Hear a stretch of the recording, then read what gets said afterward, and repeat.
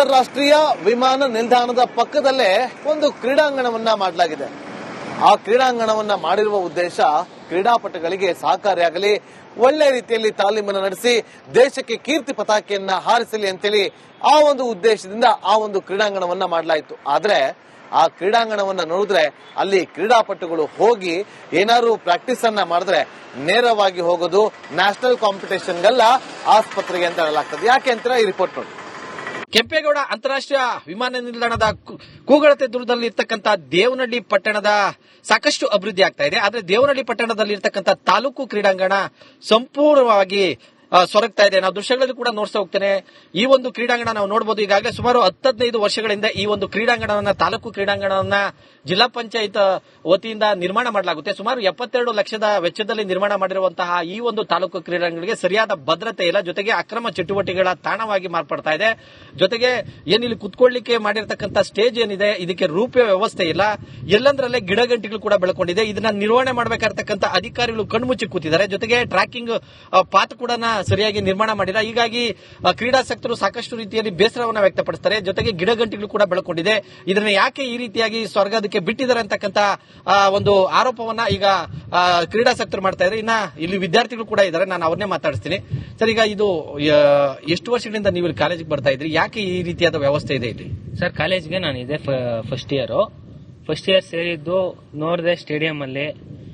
ನಮಗಿಲ್ಲಿ ಬರೋಕ್ ಕೂಡ ಏನೋ ಒಂಥರ ಆಗುತ್ತೆ ಸರ್. ಯಾಕಪ್ಪ ಅಂತಂದ್ರೆ ಇಲ್ಲಿ ಹುಳ ಹುಟ್ರ ಏನಿರುತ್ತೋ ಗೊತ್ತಿಲ್ಲ. ಸ್ಟೇಡಿಯಂ ಅಲ್ಲಿ ಕ್ಲೀನ್ನೆಸ್ ಇಲ್ಲ, ಒಂದು ಇದೇ ಇಲ್ಲ ಸರ್.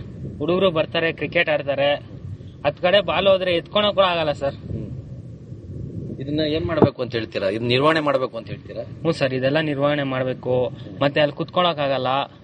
ನೋಡಿ ಸರ್, ನೀವೇ ಅದ್ರ ಒಂದು ರೂಫ್ ಅರೇಂಜ್ ಮಾಡ್ಕೊಡ್ಬೇಕು.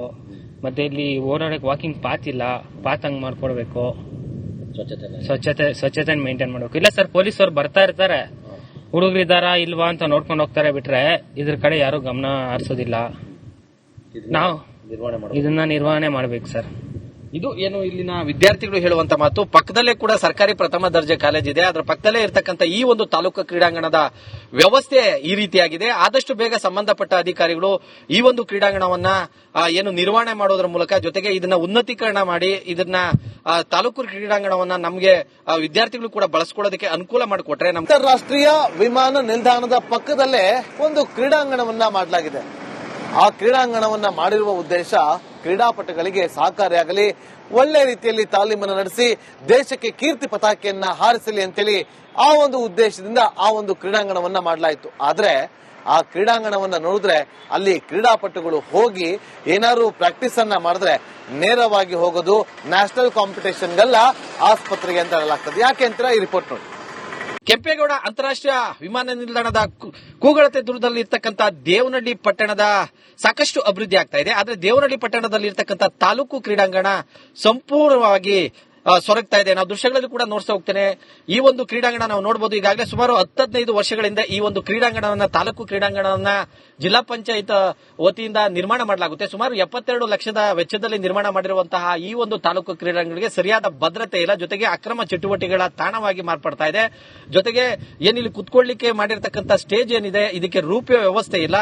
ಎಲ್ಲಂದ್ರಲ್ಲೇ ಗಿಡಗಂಟಿಗಳು ಕೂಡ ಬೆಳ್ಕೊಂಡಿದೆ. ಇದನ್ನ ನಿರ್ವಹಣೆ ಮಾಡಬೇಕಾಗಿರ್ತಕ್ಕಂಥ ಅಧಿಕಾರಿಗಳು ಕಣ್ಮುಚ್ಚಿ ಕೂತಿದ್ದಾರೆ. ಜೊತೆಗೆ ಟ್ರ್ಯಾಕಿಂಗ್ ಪಾತ್ ಕೂಡ ಸರಿಯಾಗಿ ನಿರ್ಮಾಣ ಮಾಡಿಲ್ಲ. ಹೀಗಾಗಿ ಕ್ರೀಡಾಸಕ್ತರು ಸಾಕಷ್ಟು ರೀತಿಯಲ್ಲಿ ಬೇಸರವನ್ನು ವ್ಯಕ್ತಪಡಿಸುತ್ತಾರೆ. ಜೊತೆಗೆ ಗಿಡಗಂಟಿಗಳು ಕೂಡ ಬೆಳ್ಕೊಂಡಿದೆ.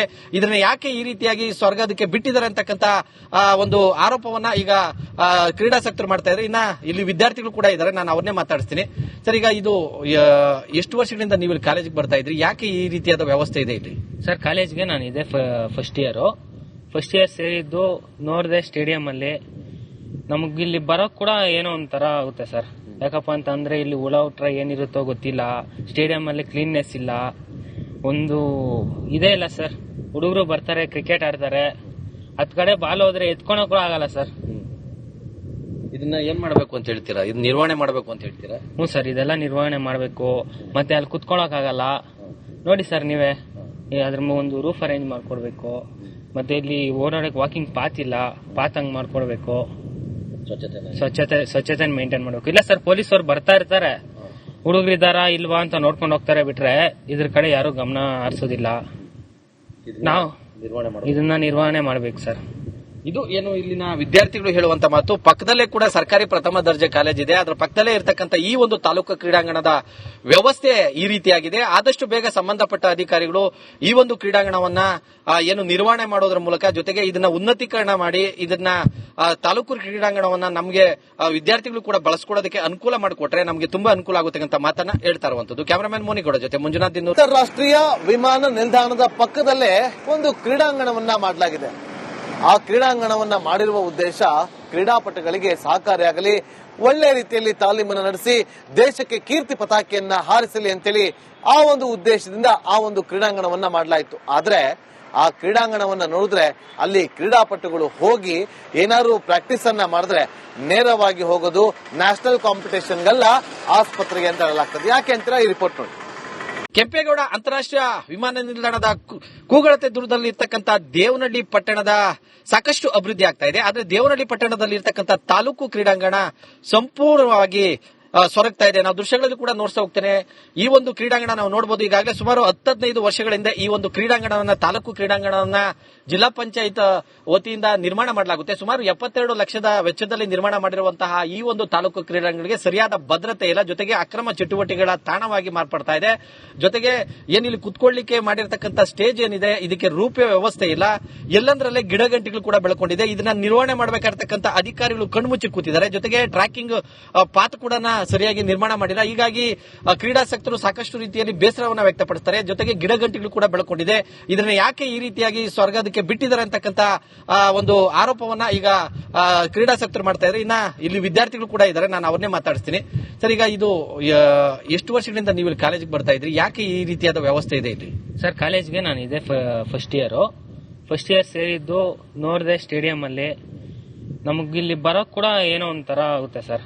ಯಾಕಪ್ಪ ಅಂತ ಅಂದ್ರೆ ಇಲ್ಲಿ ಹುಳ ಹುಟ್ರ ಏನಿರುತ್ತೋ ಗೊತ್ತಿಲ್ಲ, ಸ್ಟೇಡಿಯಂ ಅಲ್ಲಿ ಕ್ಲೀನ್ನೆಸ್ ಇಲ್ಲ, ಒಂದು ಇದೇ ಇಲ್ಲ ಸರ್. ಹುಡುಗರು ಬರ್ತಾರೆ, ಕ್ರಿಕೆಟ್ ಆಡ್ತಾರೆ, ಹತ್ ಕಡೆ ಬಾಲ್ ಹೋದ್ರೆ ಎತ್ಕೊಳಕ್ ಕೂಡ ಆಗಲ್ಲ ಸರ್. ಇದನ್ನ ಏನ್ ಮಾಡ್ಬೇಕು ಅಂತ ಹೇಳ್ತೀರಾ? ಇದು ನಿರ್ವಹಣೆ ಮಾಡ್ಬೇಕು ಅಂತ ಹೇಳ್ತೀರಾ? ಹ್ಞೂ ಸರ್, ಇದೆಲ್ಲ ನಿರ್ವಹಣೆ ಮಾಡಬೇಕು. ಮತ್ತೆ ಅಲ್ಲಿ ಕುತ್ಕೊಳಕ್ ಆಗಲ್ಲ ನೋಡಿ ಸರ್ ನೀವೇ. ಅದ್ರ ಒಂದು ರೂಫ್ ಅರೇಂಜ್ ಮಾಡ್ಕೊಡ್ಬೇಕು. ಮತ್ತೆ ಇಲ್ಲಿ ಓಡಾಡಕ್ ವಾಕಿಂಗ್ ಪಾತ್ ಇಲ್ಲ, ಪಾತ್ ಹಂಗ್ ಮಾಡ್ಕೊಡ್ಬೇಕು. ಸ್ವಚ್ಛತೆ ಮೇಂಟೈನ್ ಮಾಡ್ಬೇಕು. ಇಲ್ಲ ಸರ್, ಪೊಲೀಸ್ ಅವ್ರು ಬರ್ತಾ ಇರ್ತಾರೆ, ಹುಡುಗರು ಇದ್ದಾರಾ ಇಲ್ವಾ ಅಂತ ನೋಡ್ಕೊಂಡು ಹೋಗ್ತಾರೆ, ಬಿಟ್ರೆ ಇದ್ರ ಕಡೆ ಯಾರು ಗಮನ ಹರಿಸೋದಿಲ್ಲ. ನಾವು ಇದನ್ನ ನಿರ್ವಹಣೆ ಮಾಡ್ಬೇಕು ಸರ್. ಇದು ಏನು ಇಲ್ಲಿನ ವಿದ್ಯಾರ್ಥಿಗಳು ಹೇಳುವಂತ ಮಾತು. ಪಕ್ಕದಲ್ಲೇ ಕೂಡ ಸರ್ಕಾರಿ ಪ್ರಥಮ ದರ್ಜೆ ಕಾಲೇಜ್ ಇದೆ, ಅದರ ಪಕ್ಕದಲ್ಲೇ ಇರತಕ್ಕಂತ ಈ ಒಂದು ತಾಲೂಕು ಕ್ರೀಡಾಂಗಣದ ವ್ಯವಸ್ಥೆ ಈ ರೀತಿಯಾಗಿದೆ. ಆದಷ್ಟು ಬೇಗ ಸಂಬಂಧಪಟ್ಟ ಅಧಿಕಾರಿಗಳು ಈ ಒಂದು ಕ್ರೀಡಾಂಗಣವನ್ನ ಏನು ನಿರ್ವಹಣೆ ಮಾಡೋದ್ರ ಮೂಲಕ, ಜೊತೆಗೆ ಇದನ್ನ ಉನ್ನತೀಕರಣ ಮಾಡಿ ಇದನ್ನ ತಾಲೂಕು ಕ್ರೀಡಾಂಗಣವನ್ನ ನಮಗೆ ವಿದ್ಯಾರ್ಥಿಗಳು ಕೂಡ ಬಳಸ್ಕೊಳ್ಳೋದಕ್ಕೆ ಅನುಕೂಲ ಮಾಡಿಕೊಟ್ರೆ ನಮಗೆ ತುಂಬಾ ಅನುಕೂಲ ಆಗುತ್ತೆ ಅಂತ ಮಾತನ್ನ ಹೇಳ್ತಾ ಇರುವಂತದ್ದು. ಕ್ಯಾಮರಾಮನ್ ಮೋನಿಗೌಡ ಜೊತೆ ಮಂಜುನಾಥ್ ದಿನ್ನೂರು.